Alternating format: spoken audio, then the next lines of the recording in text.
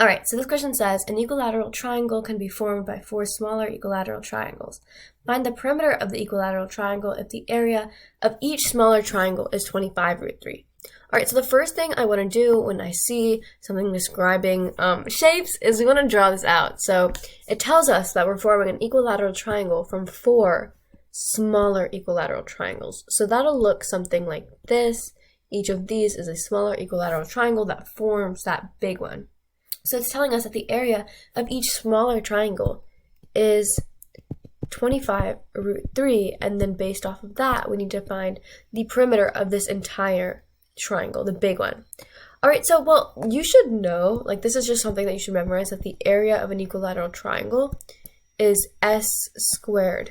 Square root 3/4, where s is the side length.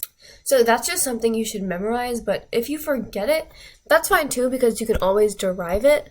So if this right here, this is a s, well, this is 1/2 s, and then based off of rules of 30, 60, 90 triangles, because this is a 30-degree angle, this is 60-degree angle, since all angles in an equilateral triangle are 60 degrees, this would be a right angle because we're drawing an altitude. And so if you remember, the rules for a 30, 60, 90 triangle are that if the side opposite the 30-degree angle is x, the hypotenuse is 2x, and the side opposite the 60-degree angle is x√3. So if the side opposite the 30-degree angle is 1/2 s, well, we're just going to multiply that by square root 3 to get our altitude. So we know that the area of a triangle is 1/2 base times height. And so 1/2 of our base is just 1/2 s, right? Because s, the side length, is our base. So 1/2 of our base is just 1/2 s, because the whole thing, remember, is s. And our height is square root 3/2s. So multiplying this all out, we get square root 3/4 times s squared is equal to our area, which is right what I said in the beginning with our formula right there.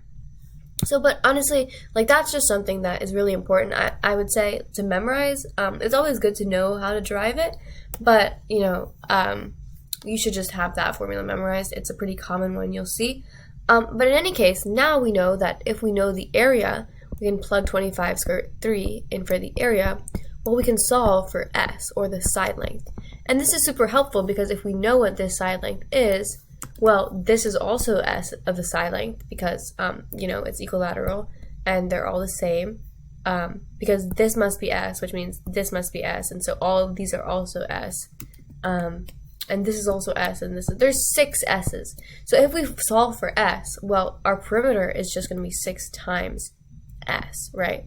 So solving for s, we can cancel out the square root 3 on both sides, multiply both sides by 4 to get 100 equals s squared, which means that s can't be negative, so s has got to be equal to 10. So the perimeter of that giant equilateral triangle, like I said, is going to be 6 times s, or 6 times 10, which is 60.